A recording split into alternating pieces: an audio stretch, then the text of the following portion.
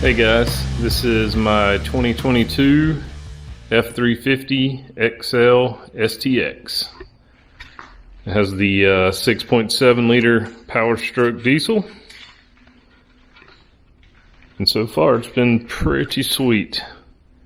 I just upgraded to this from a 2018 Nissan Titan XD with the 5.6 liter gas motor. That was a great truck, but I've always wondered what it would be like to tow with a diesel. And as soon as I can get a gooseneck hitch in this thing, we'll find out. So a little bit about the truck. It is an XL model, which is basically a work truck package, but it does have the STX package, which comes with these 18-inch wheels. They're painted aluminum, and it has the STX badge and the chrome front bumper and grille. So one of my requirements for a truck was to have a bench seat in the front. It's pretty hard to find a bench seat in a Lariat or above. They do exist, but they're just not easy to come by. This folds up. There was a giant headrest here. I took it off just in the way because I heard he added some accessories. I added this cup holder here. So it has storage under this, whoop, slams down. Storage under the little center area. This flips down. You got cup holders, a place for your phone, more storage under here. The truck came with power door locks, power windows, has automatic lights, headlights. Actually has automatic high beams, which I didn't expect from a work truck. And it has all the steering wheel controls for the radio, Bluetooth, cruise control, all your controls for the dash. It has the 8-inch Sync 3. Most of the newer 2022s with the higher up packages have a 12-inch screen and Sync 4. Not a big deal to me because one thing I was after was the 360 cameras. And that is huge for pulling the trailer, parking this truck since it's a long bed. I was just really excited to see that on a work truck. So it also has lane keep assist, which I really did not expect to have. Hill descent, something like that. Hazard lights, traction control, and the what is that thing called? Engine brake. Not the engine brake. The exhaust brake. There you go. So moving down here, we have the four-wheel drive knob. This truck has the 355 rear end in it, the differential. And it has a locking differential, electronic lock. And of course you got a two-wheel drive, 4 high and 4 low. So here we have the trailer brake. And you would hope a Super Duty truck would have that. And then you also have this fancy trailer backup deal that I don't know if I'll ever use, but I'll probably try it. Down here you have USB ports, which connects to your Sync 3 to, I guess that'll give me Apple CarPlay. And then a 12-volt plug. So here are the controls for the climate control. And then on this side you have another cigarette lighter plug, a 12-volt plug, and a 110. Over here, instead of having another door like the higher end trucks would, it's just an open pocket. Then you got the glove box with wipes in it, of course, and it's got this little pocket here, I guess, where you can put your owner's manual, and that's about it. Okay, up top we have upfitter switches. That's a lot of fun to do. Don't know what I will put up there, but I'll figure something out. You have these sensors when the truck is off. These are for the alarm. You have a sunglass holder and just standard stuff. Your lights, all these control lights. This is just the one of the fuel mileage gauges. This tank has 306 miles on it, and I have 549 miles till empty. When you purchase a long bed Ford, you get a 48-gallon tank. No matter if it's a diesel or gas, it's going to be 48 gallons. This was a huge selling point for me. The last trip we went on, we almost ran out of gas. I was really upset about it because we didn't drive far enough to be worried about that. And this is where you'll find your air filter. Tells you it's okay. Oil life 100%. DEF fluid, it's full. There's your tire pressure. Engine hours. Transmission temp is 84. And then it has sensors on all the seats to tell you who's not buckled up and who's sitting in here. There's the lane keep assist. Those little lines turn red when you run over the outside lines or the center line. I do it often. You can add sensors to see the trailer tire pressure and the temperatures. I haven't set up Big Red yet, but I will. So yeah, you can go in and set up your trailer, different options for that. Off-road is only these gauges, which I mean, I'm sure it's helpful for off-roading. I don't really off-road. It's pretty impressive for a work truck. You know, these things you can choose from, what you can do with it. I've been impressed with it so far. So here's the Sync 3. I'll just show you the 360 cameras. I'm sitting in my shop, and you can see right in front of us. And then the 360 view, that is just so cool to me. I have my doors open, so the cameras on the side are going to be a little wonky there. So you have different views in the camera. This is your 360 view. Then you have the front view only. Then you have a front with like wide angle view. Then you have the bed view. That'll be really nice when I'm hooking up Big Red. And in reverse, you can zoom in on that, so it'll zoom in on the ball. Then you have this camera, which is an auxiliary camera. Ford sells that. It's like $700 for the auxiliary camera and the TPMS sensors. I don't know if I'll be getting that. That's pretty pricey. So yeah, I bought the truck just to tow our trailer with and do other stuff around home. And one of the biggest selling points, if there weren't enough already, was, let's see here, this number there. I don't know if you guys can see, it looks kind of blurry, but this number here, which is the gross vehicle weight rating, and it is 12,400 pounds. And I saw that and I was like, wow, most dualies are like 14,000 or 14,500 or something like that. That was super impressive to me, and I knew the payload had to be high, and that was one reason I wanted a 350 over 250. And when you get a diesel, you're losing about 1,000 pounds immediately. So, look at that payload rating. 4,511 pounds. That is awesome. So here's the bed with no bed liner. But that will be coming soon, along with a gooseneck. I've already added these tie downs, which are really neat. I like how they're high up. You can actually use them, actually get to them if you have a load in the bed. Anyway, I bought those on Amazon, next to nothing. I'll put a link down below for them. On the back, you got the backup camera, and then this is a light, a little spotlight. Okay, I sent the truck back to the dealership to get the running boards put on. These were ordered with the truck, they just didn't have them in stock. They are the extended version. The only thing with the long bed, they don't extend all the way back to the wheel, which would have been nice, but it's okay. It does help. I can step right here and get in the back of the bed, which has now also been lined, and it looks really good. And also, as you can see, I got my gooseneck hitch installed.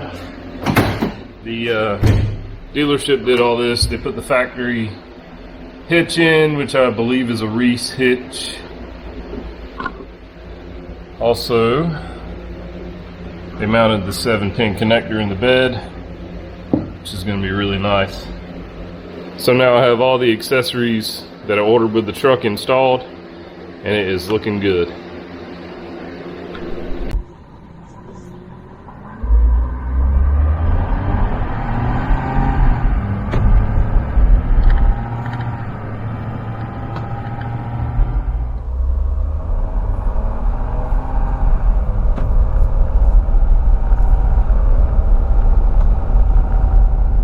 So far, my initial thoughts on the truck is that it's very smooth. The 10-speed I was a little worried about, but it shifts through the gears just fine. I had no trouble with it so far. In fact, it's a little different to get used to at first, just because it changes so fast. But you don't, unless you're paying attention to it, you don't really notice it. It does skip through gears. I think it skips 2nd gear and 4th gear normally when you're normally driving. So as far as daily driving, the 10-speed has been good. It's been not a lot different from just the 7-speed that was in my Titan. My first reaction to driving this truck when we went on the test drive, when I pulled out of the dealership, it honestly felt so much like my Titan XD that I was really surprised. And I know a lot of people won't believe that, but it literally, the truck feels, you wouldn't want to close your eyes and drive, but if I did, I wouldn't be able to tell which truck I was in. It feels just as stable. Obviously, you hope an F350 feels more stable, but that says a lot for the Titan XD. It felt extremely stable at all times, especially towing. But the truck feels stable. It has a ton of power, obviously. But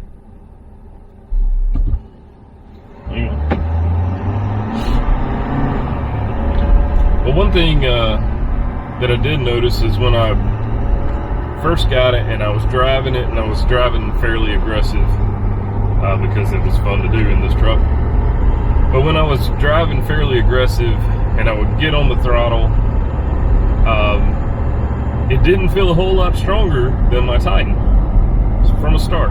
And that was a little bit surprising, a little annoying, honestly, because I thought 1,050 foot-pounds of torque would, I don't know. I didn't know what it would feel like, but I thought it would just throw you off the road immediately, or, be so much power you couldn't handle it.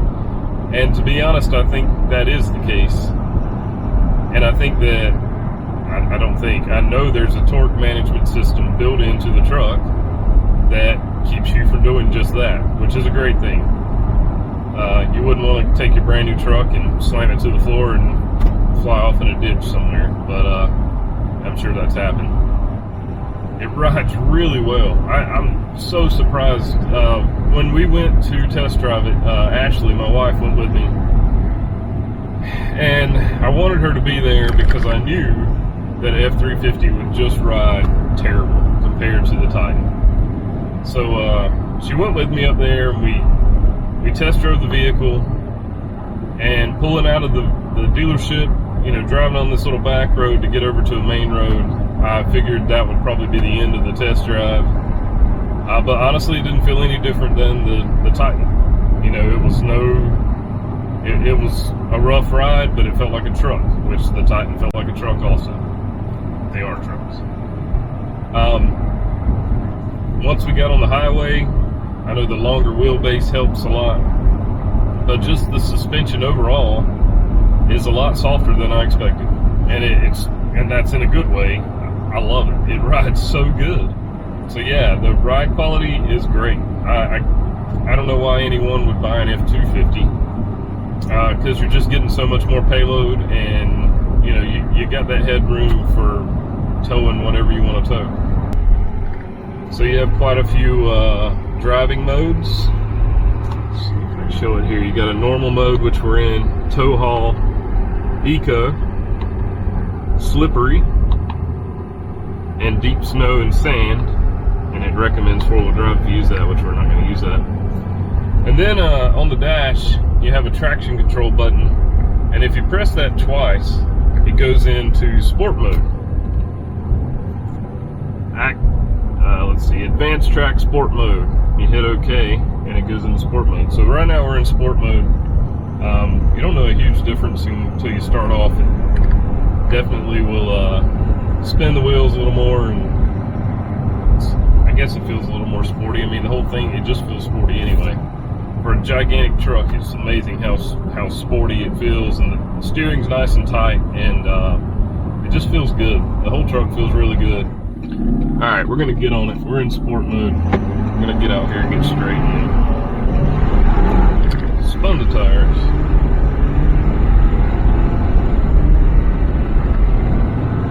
It feels like it's spinning.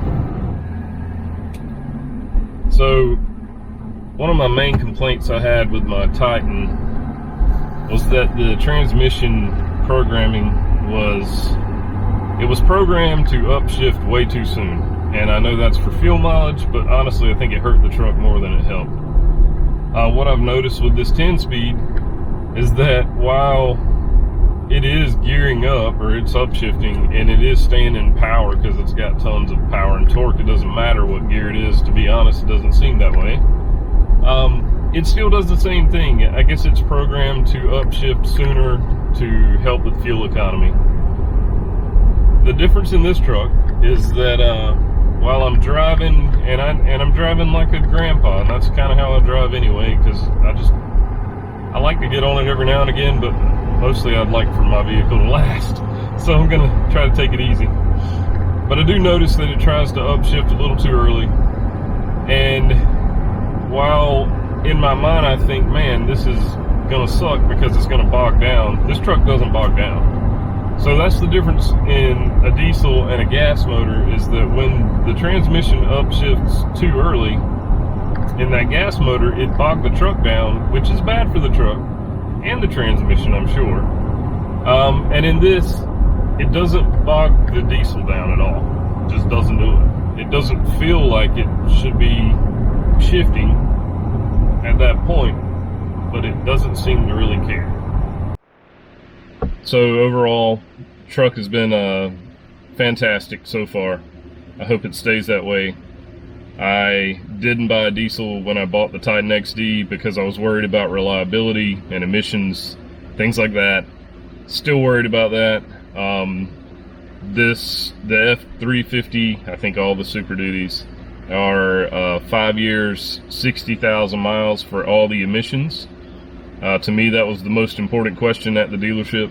I felt pretty good about that, and I feel like we'll get the 5 years out of it, because this truck will be used mostly just for towing, and you know, when we need things, when we need a truck. I have a little Tacoma I drive to work every day, and I drive this every now and again. So I think we'll be good with that. We'll see. I don't know.